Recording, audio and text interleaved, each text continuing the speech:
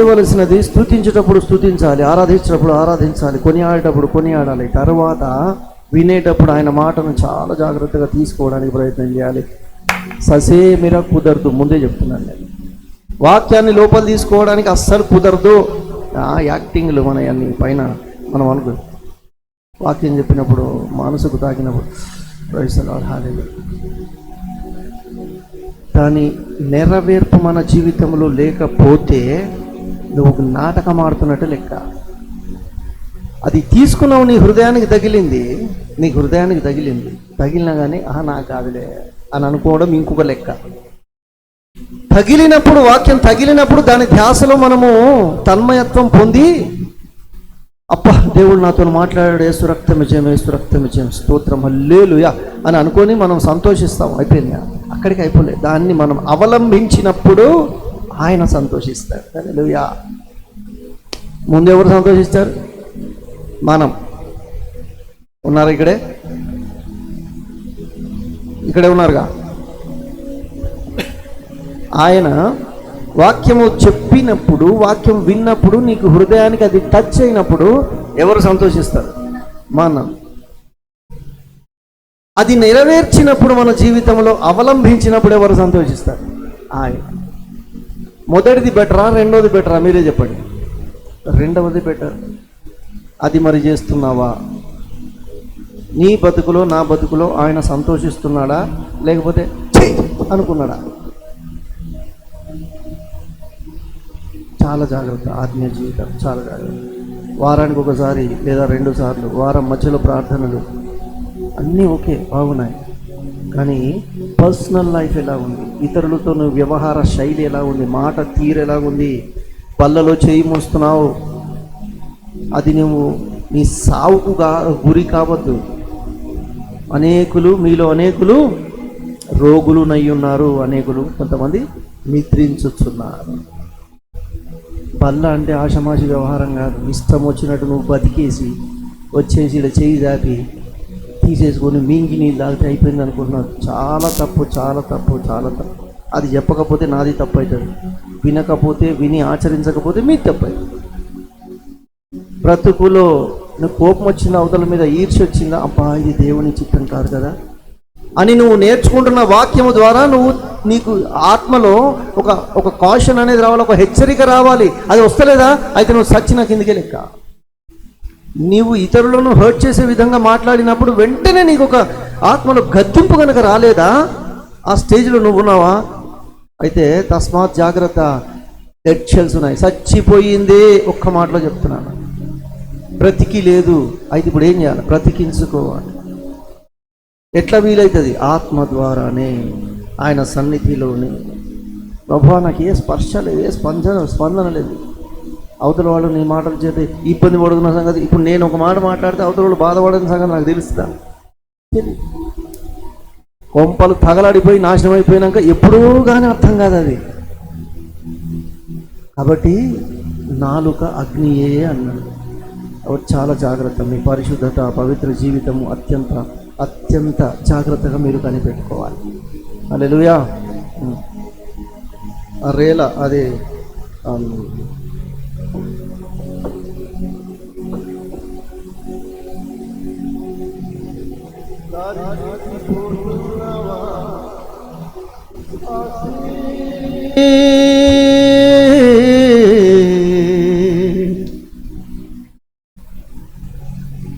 లోకం విడిచి రానంటావా విశ్వాసీ, దారి చూచిపోతున్నావా శ్వాసీ, తీరం వదిలి రానంటావా విశ్వాసీ. ఈ లోకం ముళ్ళబాట, విశ్రాంతి లేని చోట. ఈ లోకం ముళ్ళబాట, విశ్రాంతి లేని చోట. యేసయ్య జీవపు బాట, సాగిపో ఆయన వెంట. యేసయ్య జీవపు బాట, సాగిపో ఆయన వెంట. దారి చూచి విశ్వాసే,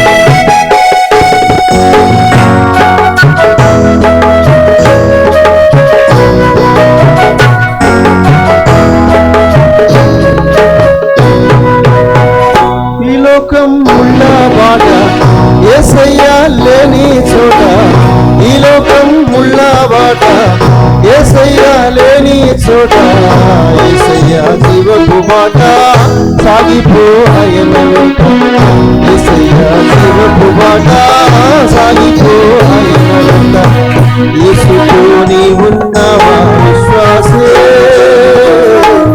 లోకం విడిచిరానంటావా విశ్వాసే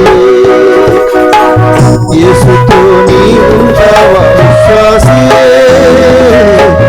లోకం విడిచిరానంటావా విశ్వాసే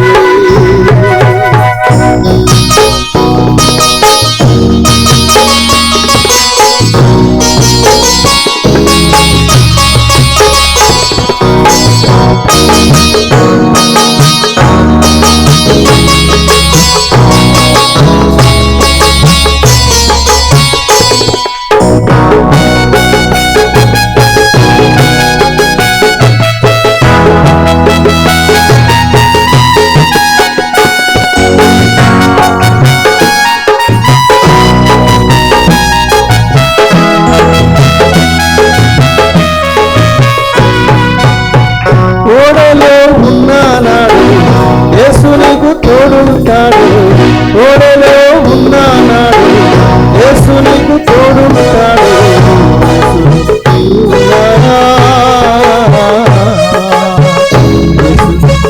ఇస్తాడు ఆశయముగా ఉంటాడు ఆశలన్నీ తీరుస్తాడు ఆశ్రయముగా ఉంటాడు ఆశలన్నీ తీరుస్తాడు ఆశ్రయముగా ఉంటాడు సాక్షిగా నీ ఉంటావా విశ్వాసే ఇస్తావా విశ్వాసే సాక్షిగా నీ ఉంటావా విశ్వాసే ఓడల్లోకి తీరుస్తావా విశ్వాసే ఈ లోకం ముళ్ళ బాట విశ్రాంతి లేని చోట ఈ లోకం ముళ్ళ బాట విశ్రాంతి లేని చోట యేసయ్యా జీవపు బాట సాగిపోయెను యేసయ్యా జీవపు బాట సాగిపోయెను అఖిలా నీ ఉంటావా విశ్వాసీ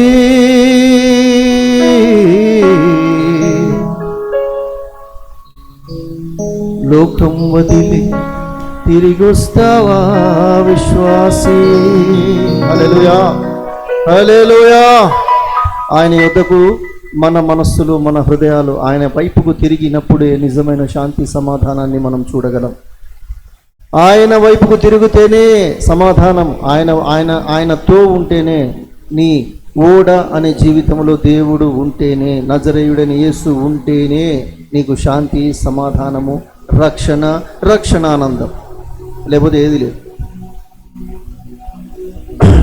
ఒక మాట చదువుకుందాం 2వ రాజుల గ్రంథము 4వ అధ్యాయము 42వ వచనం మరి ఒకడు బయల్షాలిషా నుండి మొదటి పంట బాపత్తు యావల పిండితో చేయబడిన 20 రొట్టెలను కొత్త గోధుమలను వెన్నులను కొన్ని పండ్లను తీసుకొని వచ్చి దైవజనుడైన అతనికి కానుకగా ఇయ్యగా అతడు జనుల భోజనము చేయుటకు దాన్ని వడ్డించుమనెను. చాలు. ఇంకో మాట 2వ రాజులు 4:1 అంతటా ప్రవక్తల శిష్యులలో ఒకని భార్యని దాసుడైన నా పెనిమిటి చనిపోయెను, అతడు యెహోవా యందు భయభక్తుల గలవాడై ఉండనని నీకు తెలిసి ఉన్నది. ఇప్పుడు అప్పులవాడు నా 2 కుమారులు తనకు దాసులుగా ఉండుటకై వారిని పట్టుకొని పోవుటకు వచ్చి ఉన్నాడని ఎలీషాకు మొరపెట్టగా. చిన్న ప్రార్థన. మహాపరిశుద్ధుల కృప కనికరము కలిగిన తండ్రి, సర్వాధికారి నాయన, నీ మాటలు ధ్యానించడానికి మేము ఉపక్రమిస్తూ ఉండగా అయ్యా మా హృదయాలు తెరవండి, మా హృదయాల్లో మీ మాటను ముద్రించండి. నీవు మాత్రమే మీ 7 ఆత్మను కనపరచండి. మీకు మాత్రమే మహిమ రావాలి, మీరు హెచ్చబడాలి, నేను తగ్గబడాలి. నాయన నా ప్రభువా, నా ఇచ్ఛా సంబంధమైనటువంటి మాటలు కానీ, శరీర సంబంధమైన మాటలు కానీ, భౌతిక సంబంధమైన మాటలు కానీ లేక కేవలము నీ మాట చేత మీరు మాత్రమే మహిమ పొంది నీ పిల్లలు బలపరచబడినట్టుగా కృప దయచేయి. యేసు నామమున పొంది ఉన్నాము తండ్రి. ఆమేన్, ఆమేన్. ఇక్కడ ఈ రెండవ రాజుల గ్రంథములో 4వ అధ్యాయము 1వ వచనం నుంచి కొన్ని విషయాలు మనం ధ్యానించినట్టయితే అవి 1, 4, 1, 2, 3, 4, 5, 6, 7 వరకు కనుక మనం చూసినట్టయితే మీరు ఇక్కడ చూసినట్టయితే అంటే ఇప్పుడు చూడమని కాదు, తర్వాత మీరు రాసుకోండి ధ్యానించండి. ఇప్పుడు నేను అదొక స్టోరీ వైజ్గా మీకు అది నేను చెప్తాను. ఎందుకంటే కథల సమాహారము ఈ కథల మళ్ళీకి బాగా ఎక్కుతుంది. ఇలాగన్నాను, మిమ్మల్ని అనలేదు, దయచేసి మీరు తప్పుగా అనుకో. శరీరానికి కథ నప్పుతుంది, వాక్యము నప్పదు. ఎందుకంటే ఆత్మ శరీరం ఆత్మకును విరోధముగా అపేక్షించుతున్నాయి కాబట్టి. కథ రూపకంగా అయినా సరే, బ్యాలే రూపకంగా అయినా సరే, కురియో ద్వారా అయినా సరే, ఏదో ఒక రకంగా దేవుని మాట హృదయములో స్థిరపరచబడాలి. అది ముఖ్యం. ఎందుకు అంటే అది నిలబడి ఉందనుకో ఇంకేది రాదు. హల్లెలూయా. ఇంకేది రాదనంటే మీకు సంతోషం లేనట్టుంది. హల్లెలూయా కూడా చెప్తుంది, ఆమేన్ అని కూడా లేదు. ఇంకేది నీ హృదయంలోనికి రాదు. దేవుని వాక్యము చేత నింపబడితే గనక అన్నప్పుడు నీ ఆటోమేటిక్గా నీ హృదయం స్పందించాలి. హల్లెలూయా అనాలి. అబ్బా దేవునికి స్తోత్రం, దేవుని మాట నా హృదయంలో ఉంటే ఇంకేది నన్ను సమీపించదు కదా, ఇంతకంటే ధన్యత ఏం కావాలరా నాయన. ప్రతి దిక్కుమాలిన ఆలోచనతో పొద్దున్న లేచిన కాడ నుంచి రాత్రి పండుకునేదాకా ఈ భౌతిక సంబంధమైన ఈ ఆలోచనల చేతనే నింపిపోతా ఉంది. ఇది ఎటుపోతుందో అర్థం కాదు, ఏం ఆలోచిస్తుందో అర్థం కాదు, ఎప్పుడు ఏం జరుగుతుందో అర్థం కాదు, ఎవరి గురించి నేను ఆలోచిస్తున్నానో అర్థం కాదు, ఏమవుతుందో ఆఖరికి అవుతుంది. అందుకని ఏమి నింపబడాలి హృదయం అంతా కూడా అంటే ఆయన మాట చేత నింపబడి ఉండాలి. అప్పుడు మన ముఖ కవళిక మారుతుంది, మన ముఖములో తేజస్సు కనబడుతుంది. ఎందుకు? దేవుని మాట చేత నింపబడ్డప్పుడు ఆ మాట నిన్ను వెలిగిస్తుంది. హల్లెలూయా. కాబట్టి ఈ మాటలు జాగ్రత్తగా వినాలి. ఎలీషా దగ్గరికి ప్రవక్తల శిష్యులలో ఒకడైనటువంటి ఆయన పేరు ఇక్కడ రాయబడలేదు, ఆయన భార్య వచ్చింది. ఎవరి దగ్గరకు వచ్చింది? ఎలీషా దగ్గరకు వచ్చింది. నేను క్వశ్చన్ ఆన్సర్ చేసి మిమ్మల్ని విసిగించాను, టక్క వెళ్ళిపోతాను నేస్తున్నాము. హల్లెలూయా. అయితే ఎలీషా దగ్గరికి ఒక ఆమె వచ్చింది, ఆమెకి ఇద్దరు పిల్లలు. ఆమె ఎవరయ్యా అంటే ఒక ప్రవక్త యొక్క భార్య, ఒక దైవ సేవకుని యొక్క భార్య. ఈమె వచ్చి ఎలీషా దైవజనుడైనటువంటి ఎలీషా, ఈయన ప్రవక్తగా ఉన్న కాలంలో జరిగినటువంటి ఒక విషయము మీ ముందు పెడుతున్నాం.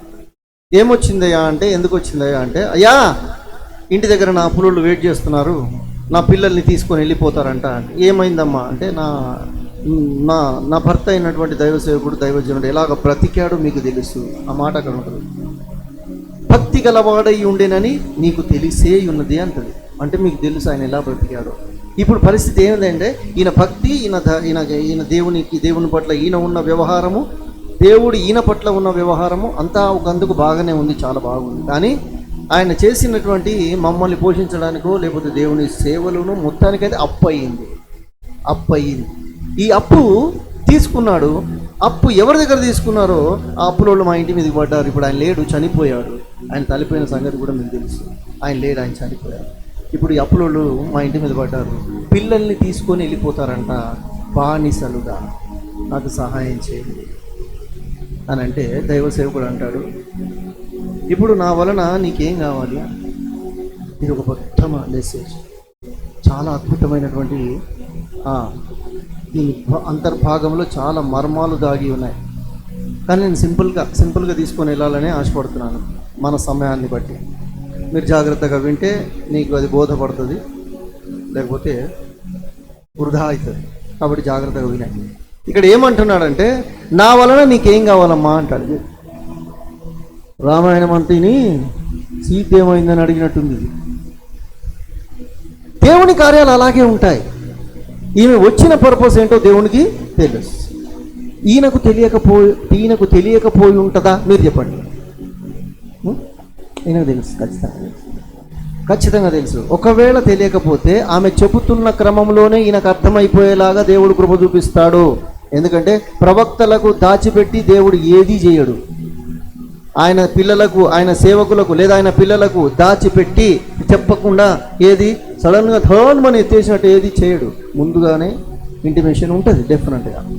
అది సృష్టి క్రమంలో కానీ, సంఘ క్రమంలో కానీ, పర్సనల్ లైఫ్లో కానీ, ఎవరికి ఏ స్థితిలో కానీ ఖచ్చితంగా దేవుడు ముందు కాషన్, తర్వాతనే యాక్షన్. హల్లెలూయా. కాబట్టి ఈయన విషయములో జరిగినది, ఆ తల్లి వచ్చే విషయము, ఇదంతా కూడా ఆయనకు తెలుసో తెలియదో అది పక్కన పెడితే విషయం ఏందయ్యా అంటే, ఇప్పుడు గనక ఈమె డబ్బులు కట్టకపోతే ఈయన పిల్లల్ని తీసుకొని వెళ్ళిపోతారు, నాకు సహాయం చేయండి అన్నాడు. అంటే నెక్స్ట్ డైలాగ్ ఆయన ఏమంటున్నాడంటే, నా వలన నీకేం కావాలి అన్నాడు. రెండో మాట ఏమన్నా, నీ దగ్గర ఏముంది, నీ దగ్గర ఏముందంటే, ఆమె టపీమని ఆలోచించకుండా ఒక్కటే మాటలో చెప్పింది, ఇంట్లో ఒక నూనె పాత్ర ఉన్నది, అంతే, ఇంకేం లేదు. నూనె పాత్ర అంట. ఆయన ఇచ్చిన సలహా ఏంటి, నువ్వు పని చేయి, నీ పిల్లల్ని చుట్టుపక్కల ఉన్న చుట్టుపక్కల ఇండ్ల ఆ వాతావరణం లేదా ఆ గల్లీ లేదా ఆ ప్రాంతం అంతా కూడా తిరిగి వాళ్ళ దగ్గర వాడబడనివి, ఈ మాటలన్నీ ఒక్కొక్క మాట చాలా జాగ్రత్తగా మీరు గుర్తుపెట్టుకోండి. వాడబడని పాత్రలు, ఖాళీ పాత్రలు ఎన్నైతే ఉన్నాయో వాటన్నిటినీ సమీకరించమని నీ పిల్లలకు చెప్పు. అయ్యా సరే, తర్వాత ఏం చేస్తావంటే అవన్నిటినీ తీసుకొచ్చి వాటిని క్లీన్ చేసి, వాటిని నీ ఇంట్లో ఉన్న నూనె తలుపులేసి, నువ్వు నీ పిల్లలు తలుపులేసి నీ ఇంట్లో ఉన్న నూనె పాత్ర నుంచి వచ్చే నూనెని వాటిలో నింపు. ఒక్క నూనె పాత్ర ఇక్కడ ఉంది. ఆయన ఏం చెప్తున్నాడు, అన్ని అడుక్కొచ్చినవన్నిటిలో దీంట్లో నుంచి వచ్చే నూనె నింపమని. పోయింది, తిరిగింది, పిల్లలు, ఆమె తిరిగి ఇంకా మా ఇంట్లో ఖాళీ పాత్రలు లేవు అని చుట్టూ ఉన్నోళ్ళు అనేదాకా సంపాదించి, ఖాళీ పాత్రలు సంపాదించి తీసుకొచ్చి తలుపు వేసి చూడగానే ఈమె ఇంట్లో ఉన్న నూనె పాత్ర అది నిండుతూ ఉంది. నిండిన వెంటనే పోస్తా ఉంది, మళ్ళీ నిండుతుంది, అక్షయ పాత్రలాగా నిండుతుంది, పోస్తుంది, నిండుతుంది, పోస్తుంది. మొత్తము నింపినవన్నీ ఒక పక్కకు పేర్చేసింది.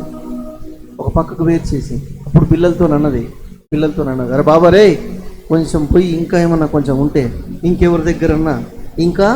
ఎవరి దగ్గరైనా ఖాళీ పాత్రలు ఉంటే, అర్థమవుతుందా? వస్తున్నారా నాతో? ఖాళీ పాత్రలు ఉంటే అడిగి తీసుకురండి అని పిల్లల్ని పంపిస్తే మళ్ళీ పిల్లలు తిరిగి వచ్చారు. అక్కడ ఏముందంటే ఖాళీ పాత్రలు ఇంకా లేవు అన్నారు. లేవు అన్న తర్వాత నింపబడే కార్యక్రమం ఆగిపోయింది. ఖాళీ పాత్రలు ఎప్పుడైతే లేవు అని పిల్లలు చెప్పారో అప్పుడు నూనె నిలిచిపోయింది. ఈ సౌండ్కి, ఇక్కడ యాక్షన్కి తలుపు వేసి మళ్ళీ పిల్లలు, ఆమె కలిసి దేవుని సేవకుని దగ్గరికి వచ్చారు. అయ్యా, మీరు చెప్పినట్టే ఖాళీ పాత్రలు అడిగాం, తీసుకొచ్చాం, ఇంట్లో పెట్టాం, క్లీన్ చేసి తలుపులు వేసాం, తర్వాత నూనె నిండుతూ ఉంది, పోసాం, మొత్తం అన్నీ నిండాయి. ఇంకా ఖాళీ పాత్రలు ఎవరి దగ్గర లేవయ్యా, మరి అవన్నీ కూడా నింపబడి ఉన్నాయి, ఇప్పుడు ఏం చేయమని. అయితే ఆ నూనెను అమ్మి ముందు నీ అప్పు కట్టి, మిగిలిన నూనెతో నువ్వు నీ కొడుకులు బ్రతకండి. చప్పట్లు కొట్టి దేవుని వంటి కొరకు ఇది జరిగింది. అక్కడ 4:1 నుంచి 7 వరకు ఈ స్టోరీ ఉంటుంది. 2వ రాజుల గ్రంథము 4:1 నుంచి 7 వరకు ఈ స్టోరీ ఉంటుంది. మీరు నేను చెప్పిన దాని మీద కానీ, లేకపోతే ఇక్కడ ప్రింట్అవుట్ అక్కడ ప్రింట్అవుట్ ఏమన్నా తేడా అని మీకు కనుక అనిపిస్తే పెరయా సంఘస్థులారా మీరు తర్వాత దాన్ని ధ్యానించారు. ఓకే, హల్లెలూయా. కాబట్టి ఈ స్టోరీలో మనము నేర్చుకోగలిగినది, దేవుడు మనతో ముచ్చటిస్తున్నటువంటి విషయము సూత్రప్రాయంగా ఒకటి. ఇక్కడ పాత్రలు కనపడతా ఉన్నాయి, అక్కడ అప్పు కనపడతా ఉంది. అప్పు తీర్చబడాలి అంటే పాత్రలు నింపబడాలి. పాత్రలు లేవు, ఒకటే పాత్ర ఉన్నది. ఒక పాత్ర ఉంది, అప్పేమో పిల్లల్ని తీసుకుపోయేంత అప్పు ఉంది, కానీ పాత్ర ఒకటే ఉంది. మిగతా పాత్రలను, ఖాళీ పాత్రలను తీసుకొచ్చి పెట్టారా, నింపబడిన పాత్రలను తీసుకొచ్చి పెట్టారా? ఖాళీ పాత్రలను తీసుకొచ్చి పెట్టారు. వీధిలో పెట్టారా, ఇంట్లో పెట్టారా? ఇంట్లో పెట్టారు. డోర్లు ఓపెన్ చేసి ఉన్నాయా, క్లోజ్ చేసి ఉన్నాయా? డోర్లు క్లోజ్ చేసి వీళ్ళు ప్రార్థనాపూర్వకంగా ఆజ్ఞానుసారంగా, ఆజ్ఞ ఎవరి ఆజ్ఞ? దైవ సేవకుడు ఇచ్చినటువంటి ఆజ్ఞానుసారంగా ఈ పాత్రలని నింపడం, నింపబడిన తర్వాత మళ్ళీ దైవ సేవకుని దగ్గరికి రావడం, వచ్చిన తర్వాత మళ్ళీ ఆజ్ఞను తీసుకొని పోయి వాటిని సేల్ చేసి మిగతా వాటితో వాళ్ళ జీవనం జరిగించుకొని అంతకు ముందు ఈ మిగతా భాగముతో అప్పు తీర్చేసుకున్నారు. హల్లెలూయా, హల్లెలూయా. దీంట్లో ఒక అద్భుతమైనటువంటి సత్యము మనకు బయలుపరచబడుతుంది. చేస్తున్నాము ఏంటయ్యా అంటే, తను వాస్తవంగా భౌతికంగా మనం కనుక చూస్తే, ఆమె అప్పులో ఉంది, వచ్చారు, సహాయం చేయమని అడిగింది. ఈయన వాక్కు రిలీజ్ చేశాడు, దేవుని మాట రిలీజ్ చేశాడు. ఎవరైనా దైవ సేవకుడు దేవుని చిత్తానుసారముగా ప్రవర్తించువాడు, దేవుని చిత్తానుసారముగా ప్రవర్తించేవాడు. ఈ పాయింట్ నోట్ చేసుకోండి, ఈ పాయింట్ చాలా జాగ్రత్తగా మైండ్లో పెట్టుకోండి. దేవుని చిత్తానుసారముగా ప్రవర్తించువాడు పలికిన మాటకి సృష్టి లోబడింది, లేనిది అక్కడ ఉద్భవించింది.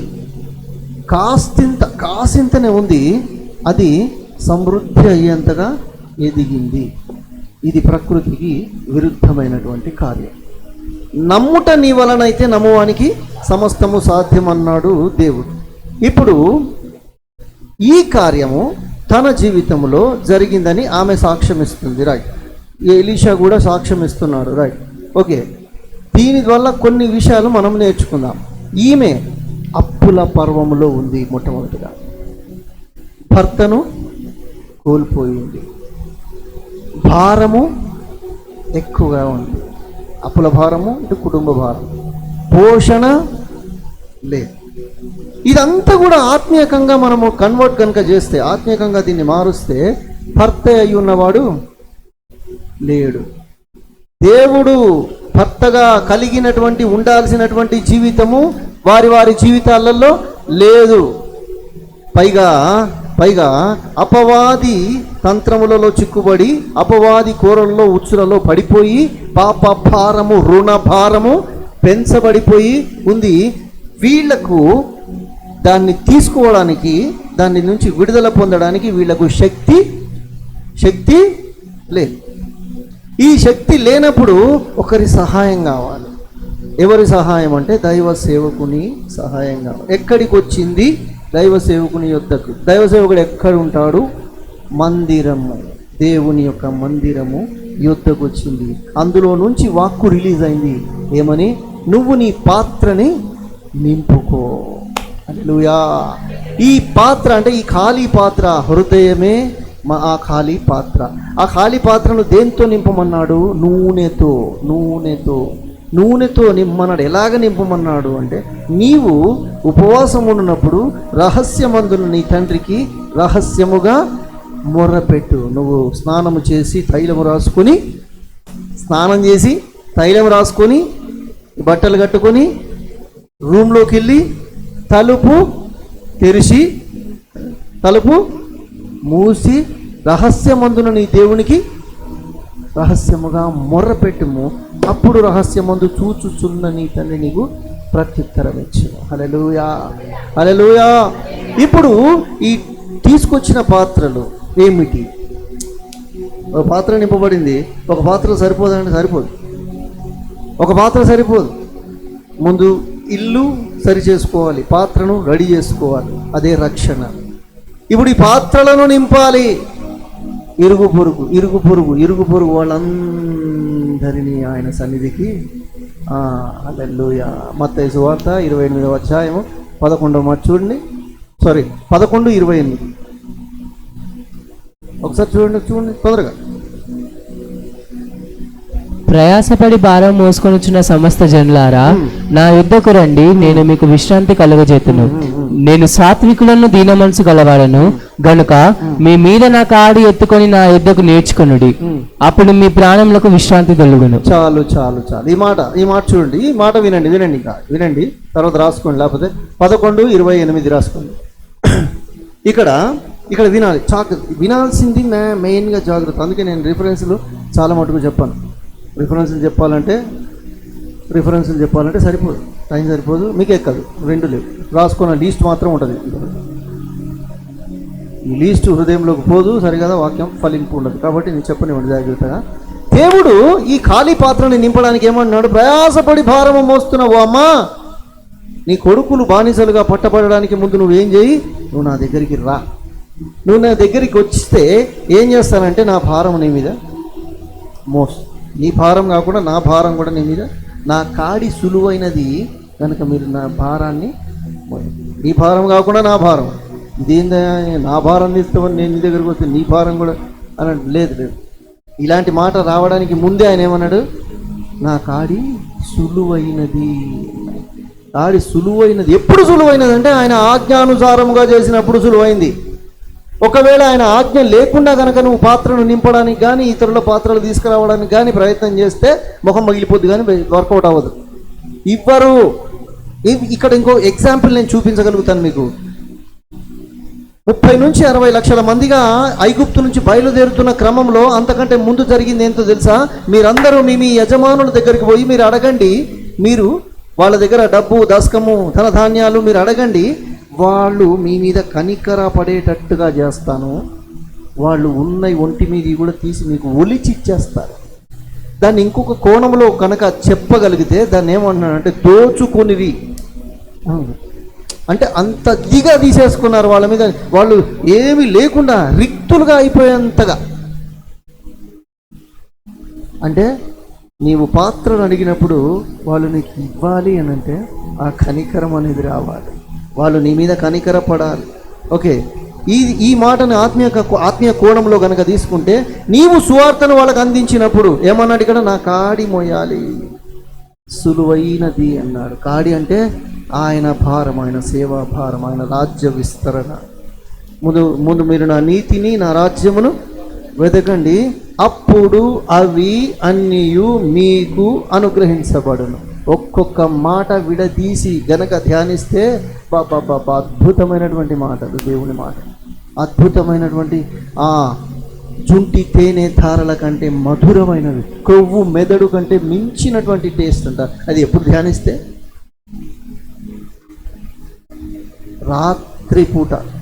రాత్రి వేళలయందు నేను నీ మాటను ధ్యానించగా అది నాకు క్రొవ్వును మెదడులాగా దొరికిందంట. అబ్బా, అప్పుడు దొరికింది. ఆ సమయం లేదు, అప్పుడు సమయం తీసుకున్నాను, తీసుకున్నాను. దొరకడానికి తీసుకోవడానికి వ్యత్యాసం ఏంటంటే, నీకు దొరకదు సమయం. ఎప్పుడు ప్రార్థనకి ఎందుకు రాలేదమ్మా అంటే చాలా రకాల సాకులు మనం చెప్తాం. టైం ఎందుకు లేట్ అయిందమ్మా ప్రార్థనకి అంటే నానా రకాల పనులు ఉంటాయి, మనం చెప్పగలుగుతాం, మనకు రీజన్స్ ఉంటాయి. కానీ ఏ రీజన్ చెప్పకుండా ప్రేమించేటువంటి దేవుని దగ్గరికి రావడానికి రీజన్ అడ్డుగా రాకూడదు. వేస్తున్నామమ్మా వచ్చిందనుకో, ఆయన సేవను, ఆయన సేవ భారాన్ని, ఆయన కాడిని, ఆయన సులువైన, వింటున్నారా? ఇప్పుడు ఎక్కడున్నాము? ఆయన కాడి సులువు, అక్కడున్నాం. ఈ కాడి మోయుట, ఈమె పాత్రలను అడుగుట, పాత్రలు నింపబడుటకు సూచన. నువ్వు వెళ్ళి పాత్రను అడుగుతున్నావు. ఏ పాత్రను? వాళ్ళ హృదయాన్ని ఇవ్వమంటున్నావు దేవునికి. హల్లెలూయా. వాళ్ళ హృదయాలు నువ్వేం చేస్తున్నావు? నీ పాత్ర చేత, నీ పాత్ర చేత, నీ హృదయములో నింపబడిన దేవుని ఆత్మ చేత మిగతా వాళ్ళందరూ కూడా ఆత్మ చేత నింపబడుటకు నీవు దోహదపడుతున్నావు. కాబట్టి నీ శ్రమలాగా లేదు, టప్పుని తీసేశాడు. తర్వాత నీ పిల్లలు బానిసగా పట్టబడలేదు. ఓహో హల్లెలూయా. ఏమంటున్నాడు? నీ పిల్లల్ని బానిసగా తీసుకుపోకుండా అడ్డుపడ్డాడు, తెంచేశాడు. భారమును తెంచేసి విడుదలనిచ్చి తర్వాత ఈ పాత్రలన్నింటినీ కూడా నింపాడు. ఎందుకు? నీవు తలుపు వేసి, నీవు నీ పిల్లలు లోపల మొర్ర పెట్టిన ప్రార్థనా జీవితం, నీ మొరను ఆలకించిన వాడు నీ దరిద్రాన్ని తీసేయడానికి ముందు నిన్నేం చేయమంటున్నాడు? నీ దగ్గర ఏముంది? అయ్యా ఒక పాత్ర, ఒకటే, నేను ఒక్కడిని, నీ వలనే నీ చుట్టూ ఉన్న వాళ్ళని ప్రభావితం చేస్తాను అన్న. నీ చుట్టూ ఉన్నవాళ్ళు, ఈ పాత్రను నింపబడితే మనకి వచ్చింది ఏముంది? అది పరిశుద్ధ గ్రంథంలో రాయించాల్సిన అవసరం ఏముంది? ఓ శతకోటి లింగాల్లో మీరే పూడ్చుకోండి. ఇలాంటి కార్యక్రమాలన్నీ పరిశుద్ధ గ్రంథంలో రాయించాల్సిన అవసరం ఏముంది? ఏమండి, అప్పులు చేసేవాళ్ళు, తిప్పలు పడ్డవాళ్ళు, చచ్చిపోయిన వాళ్ళు, లేచిన వాళ్ళు ఎంతో మంది ఉన్నారు ప్రపంచంలో. మరి ఇదెందుకు రాయించాడు అంటే దానికి ఒక ఆత్మీయ అర్థం ఉంది. అద్భుతమైనటువంటి వర్తమానము దాంట్లో దాచి ఉంచిన దేవుడు. ఇక్కడ దేవుని వాక్యము ఆయన చెప్తున్నాడు కదా, నా భారము సులువైనది, దాన్ని మొయ్యమంటున్నాడు. ఇక్కడ పాత నిబంధనలో ఈ స్థితిలో కనుక మనం చూసినట్టయితే, నీ పాత్రను నింపుకో, మిగతా అన్నీ కూడా నింపు, వాటి ద్వారా కలిగేటువంటి దైవ ఆశీర్వాదం నిన్ను నీ భారం నుంచి తప్పిస్తుంది. భారం పోతలేదు. పోతుంది. ఎప్పుడు పోతుంది? ఈ నా మాటలు విని వాటి చొప్పున చేయువాడు బండ మీద ఇల్లు కట్టిన వాడితో సమానం, చేయని వాడు ఇసుకలో కట్టిన వాడితో సమానం. నాకు ఆశీర్వాదం రావాలి, ఆశీర్వాదం. యాడ్ నుంచి రాదు ఆశీర్వాదం.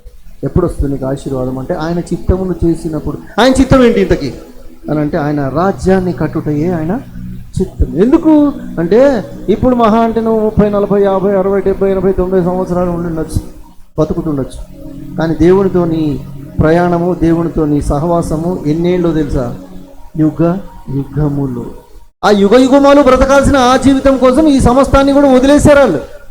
కాబట్టి నువ్వు ఏం చేయాలంటే, ఈ విధవరాలు లాగా నువ్వేం చేయాలంటే, చుట్టుపక్కల పాత్రలని అడిగి, చుట్టుపక్కల పాత్ర మీద కాన్సన్ట్రేషన్ చెయ్యి. ఆయన కాడి మీద కాన్సన్ట్రేషన్ చెయ్యి. ఆయన రాజ్యము విస్తరించుటలో కాన్సన్ట్రేషన్ చెయ్యి.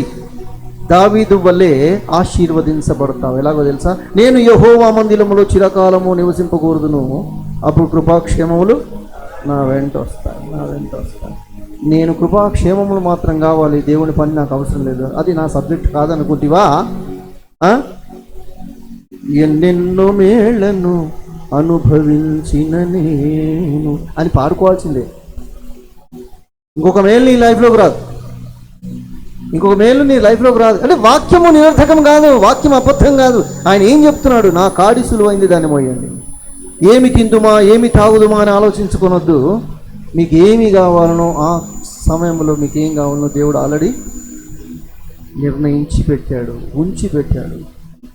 అధిక దరిద్రంలో వాస్తవంగా చూస్తే ఇన్ని కోట్ల ప్రజల మధ్యలో నేను ఒక్కొక్కసారి అనుకుంటాను, ఆ బండి మీద నడిపిస్తున్నప్పుడు కనుసూపు మేరలో కనపడుతూ ఉంటాయి, ఎటు చూసిన 4 దిక్కులు జాములు, ట్రాఫిక్ జామ్ అయితే బండ్లు.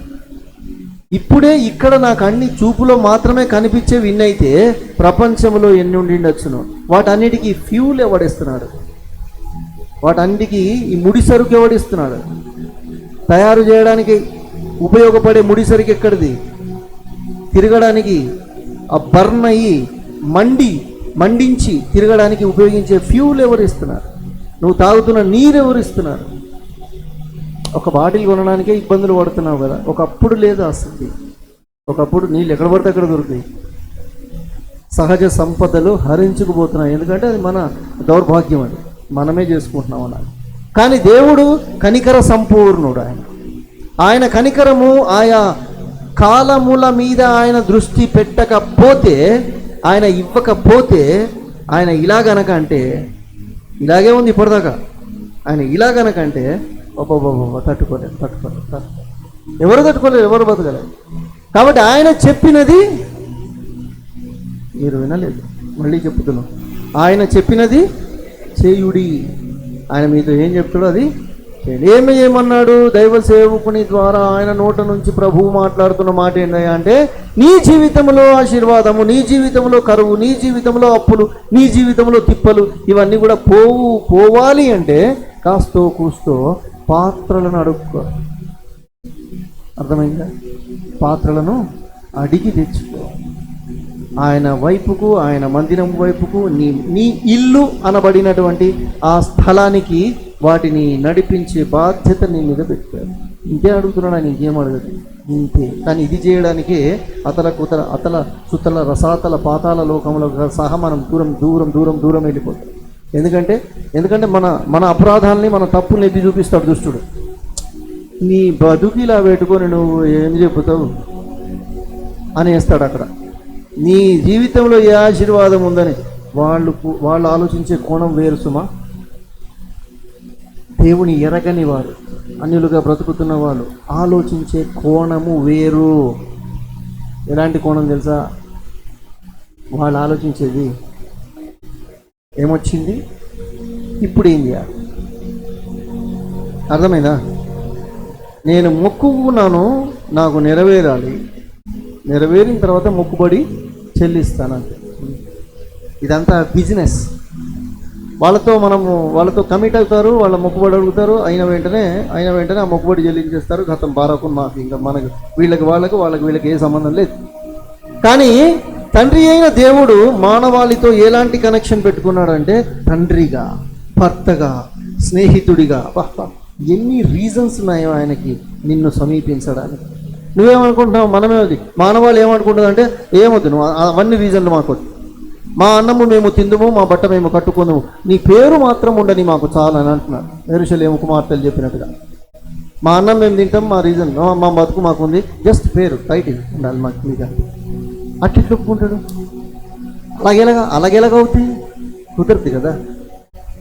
నీ పాత్ర నూనెతో నింపబడాలంటే పరిశుద్ధాత్మ చేత నువ్వు నింపబడాలి. నీ ఇతరులను, నీ చుట్టూ ఉన్న వాళ్ళని పరిశుద్ధాత్మ చేత నింపబడాలి. నూనె దేనికి సాదృశ్యమై ఉంది? పరిశుద్ధాత్మకి, పరిశుద్ధాత్మకి సాదృశ్యమై. నీలోనే లేనప్పుడు నీ భారము తీసివేయబడదు. నీలోనే లేనప్పుడు, నీకే ఇంట్రెస్ట్ లేనప్పుడు, నీవే ఆయనతో మమేకమై నడవని జీవితంలో ఉంటే నిలబడడం అనేది కష్టం. ఈ వీధ విధవరాలు దైవ సేవకుని భార్య మొత్తానికి కష్టాలు గట్టెక్కినాయి అయిపోయింది. ఆమె సబ్జెక్ట్ అక్కడికే, ఇంకా మళ్ళీ ముందుకు ఆమె గురించి ప్రస్తావన వెళ్ళేది. దేవుడు చేసిన అద్భుతం గురించి అక్కడ మాట్లాడేశాడు, 2 మాటల్లో ఫినిష్ అయిపోయింది. దాంట్లో మనం నేర్చుకోవాల్సింది ఏంటో కూడా మీకు చెప్పాను. మన పాత్రలు ఆత్మచేత నింపబడాలి. అంత మాత్రమే కాదు, ఇంకనూ నెక్స్ట్ లెవెల్కి మనం వెళ్ళాలి అంటే అప్పు, రుణము, భారము ఇత్యాది అన్నీ కూడా దూరం అవ్వాలి అని అంటే, వాని అజమాయిషి, వాని హక్కు మన మీద నుంచి కొట్టివేయబడాలి అంటే ఇంకా కొంచెం ఎక్స్ట్రా అవసరం. అవునా? నీ పాత్ర నింపబడదామా, బతుకుపో, అంత మటుకు నేను చేయగలను, ఇంకా అంతకుమించి నేనేం చేస్తామా? నేనే ఉన్న ఆస్తుపాస్తులు అన్నీ వదిలేసుకొని మా అయ్యగారు రమ్మంటే ఇక్కడికి వచ్చి సేవ చేస్తున్నాను. ఆస్తిపాస్తులు ఉన్నాడే కదా ఆయన, వివత్సమైన ఆస్తి ఉన్నాడు ఆయన. 12 అరకల ఎడ్లు దునుచు 12వ అరక ఈయన దునుతున్నాడు. 12 అరక ఈయన దునుతున్నాడు. ఒక్కొక్క మిగుల ఆస్తి గలవాడు. ఆయన దగ్గరికి వచ్చి కథలు కమామిషులు చెప్పి లంచం ఇచ్చి ప్రార్థన చేయించుకొని పోదాం అనుకుంటే అస్సలు కుదరదు. అలాంటి వాడు చెప్తున్నటువంటి మాట, అలాంటి వాడి ద్వారా దేవుడు మాట్లాడిస్తున్నాడు. అమ్మ, నేను ఒక పాత్ర నీకు ఉంది కదా తల్లి, ఆ పాత్ర నీ అప్పు తీరిపోతే టైం పడుతుంది. ఇలాంటి మాటలు మనకు చాలా విన్నాం కదా మనం. కొంచెం టైం పడుతుంది, వెయిట్ అండ్ సీ. కాదు, దేవుడు క్షణములో తీసేయగలడు, కొన్ని యుగాలకు కూడా అట్లా పెట్టగలడు. 2 ఉన్నాయి. హల్లెలూయా. ఈమెకు అవసరం ఎంతో అంత, ముందు నీ అప్పు, తర్వాత నీ బ్రతుకు అన్నాడు. దేవుని పనిలో గనక, దేవుని చిత్తములో గనక, దేవుని చిత్తాన్ని గనక ఎవరైతే వాళ్ళ జీవితాల్లో అనుసరిస్తారో, అనుభవిస్తారో, వాళ్ళ కష్టంలాగా ఉండదు, వాళ్ళ వ్యధలాగా ఉండదు, వాళ్ళ శోధనలాగా ఉండదు, వాళ్ళ బ్రతుకులో ఆశీర్వాదాలు గని ఆయనే ఇస్తాడు. తను చూసింది, సంతోషించింది, దేవుని మహిమపరిచింది. తన ద్వారా ఉత్తిగానే ఇస్తుందా? కుండలు ఇచ్చిన వాళ్ళు ఊకుంటారా? పాత్రలు ఇచ్చిన వాళ్ళు ఊకుంటారా? ఎంతో కొంత వాళ్ళకి రిటర్న్ చేయాలి కదా. ఇది జయంగా, అప్పు తీర్చంగా, తన బ్రతకంగా, ఈ పాత్రలు రిటర్న్ చేయంగా సమృద్ధి. హల్లెలూయా. ఎక్కడ? ఆయన మాట వినుట ద్వారా. ముందు నేను అదే చెప్పాను. అమ్మా, మీరు దేవుని మాట వినండి, వినడానికి ఇష్టపడండి, చేర్చుకోండి. ఈ పాత్ర నింపబడాలి. ఈ పాత్ర నింపబడకపోతే ఖాళీ ఉన్న ఇంట్లోకి 1 + 7 మొత్తం ఎన్ని? 8 వచ్చి కూర్చుంటాయి. వీళ్ళు ప్రార్థన చేస్తుంది కదా ఈమె, మరి ఇట్టెందుకైంది? ఎందుకైందంటే లోపల ఉండాల్సింది లేదు, లోపల ఉండాల్సిన నూనె లేదు, లోపల ఉండాల్సినటువంటి వాక్యము ఆయన కృప లేకపోయేసరికి ఖాళీగా కనిపించింది. బాగుంది కదా, ఖాళీగా ఉంటే మళ్ళీ వేరే వాళ్ళు వచ్చి కబ్జా చేసుకుంటారేమో అని నేను ఒక్కదాన్ని ఉంటే మెడలు బట్టి మళ్ళీ నన్ను గెంటుతారు, ఆల్రెడీ గెంటారు కాబట్టి. ఏ శ్రావంలో అనేసరికి ఒక్కదాని కదా బలం తక్కువ, గబుక్కుని వెళ్ళిపోతాయి. అట్లా కాదు, ఇట్లా కాదు. ఈసారి ఏం చేస్తానంటే నాకంటే చెడిపోయినాయి సమాజంలో, కాబట్టి వాటిని సహాయం తీసుకుంటే తప్పదు మరి. ఎందుకంటే ఇప్పుడు నేను ఒక్కదాన్ని ఉంటే మెడలు బట్టి గెంటుతారు కాబట్టి వద్దు, నేను ఇంకా నాకంటే చెడిపోయినాయి 7 తీసుకొని వచ్చి మేము కలిసి ఆ ఇంట్లో సదరు ఇంట్లో మేము కాపురము చేయడము. అప్పుడు మమ్మల్ని ఎవడును తీసివేయలేడు. అందుకే అంటాడు దేవుడు, మొదటి స్థితి కంటే కడపటి స్థితి మరి చెడ్డది. ఎందుకురా అంటే అసలు కారణం ఈ రహస్యం. మంచిగుండే ఆమె మంచిగా ప్రార్థన చేస్తుంది తెలుసా, ఎంత బాగా ప్రార్థన చేస్తుండేనో ఆమె ప్రార్థన చేస్తే అట్లా జరిగిపోతున్నాయి. ఇప్పుడు ఆమెతో మాట్లాడాలంటే ఆమె దూరం ఎందుకు పొరుగెడుతున్నావు? అసలైంది లేదాడా, అసలైంది లేదు, లోపల వాక్యం లేదు. ఇప్పుడు ఏం జరిగింది అంటే తనతో మాట్లాడుట బహు భయంకరమైన శ్రమచుని ఆమెతో మాట్లాడితే ఏందో తల పట్టేసినట్టు అయింది నాకు, ఏందో నాకు అంత కాల్చేది లాగేసినట్టే, ఒంటి మీద ఏదో జెర్లు వాకినట్టు అయింది ఆమెతో మాట్లాడుతుంది. ఎందుకైంది? పవిత్రత ఎక్కడ పోయింది? పవిత్ర కాదు, పవిత్రత ఎక్కడ పోయింది? పవిత్రత ఎక్కడ పోయింది? పరిశుద్ధత ఎక్కడ పోయింది? ఆత్మీయత ఎక్కడ పోయింది? వాక్యం ఎక్కడ పోయింది? నీ వాక్యమేనా పరవశము, నీ వాక్యమేనా పాదములకు దీపము, నీ వాక్యమేనా పరవశము, నీ వాక్యమేనా ఆత్మకు ఆహారము, నీ వాక్యమేనా పాదములకు దీపము, నీ వాక్యమేనా పాదములకు దీపము. నా స్తుతి పాత్రుడా నా యేసయ్యా, నా ఆరాధనకు నీవే యోగ్యుడవయ్యా, నా స్తుతి పాత్రుడా నా యేసయ్యా. నీ సౌందర్యము యెరూషలేము, నీ పరిపూర్ణత సియోను శిఖరము, నీ సౌందర్యము యెరూషలేము, నీ పరిపూర్ణత సియోను శిఖరము, నీ పరిపూర్ణత నా జీవిత గమ్యము, నీ పరిపూర్ణత నా జీవిత గమ్యము. నా స్తుతి పాత్రుడా నా యేసయ్యా, నా ఆరాధనకు నీవే యోగ్యుడవయ్యా, నా ఆరాధనకు నీవే యోగ్యుడవయ్యా, నా స్తుతి పాత్రుడా నా యేసయ్యా. హల్లెలూయా. స్తుతికి పాత్రుడైనటువంటి దేవునికి మహిమ కలుగునుగాక. ఎలీషా ద్వారా జరిగినటువంటి కార్యం ఇది, ఎలీషా ద్వారా దేవుడు జరిగించినటువంటి కార్యం. సరే, వాళ్ళ గురువు గారి గురించి కూడా ఒక మాట మనం చూద్దాం. వాళ్ళ గురువు గారి దగ్గరికి ఒక ఆమె వచ్చింది, రాలేదు, బంటు పంపించింది. ఏదైతే 400 మంది బయలు, ఏదైతే 450 మంది ఆషేరా దేవతను, ఆరాధకులను, అర్చకులని నీవు చంపించినవో, వాళ్ళల్లో ఒకని శవములాగా నీ శవాన్ని నిన్ను గనక చేయకపోతే దేవుడు నాకు గొప్ప మేలు చేయను కాక అని పంపించింది. ఇంత వధ జరిగించిన తర్వాత ఇలాంటి డైలాగ్ వినేపాటికి నిజంగానే ఆయనకు భయం వేసింది. ఆయన అనుకున్నాడు, ఒకే ఒక్కడిని ఉన్నాను నేను ఇజ్రాయేలులో, ఒకే ఒక్కడిని, దేవుడు యెహోవా నిజమైన యెహోవాకి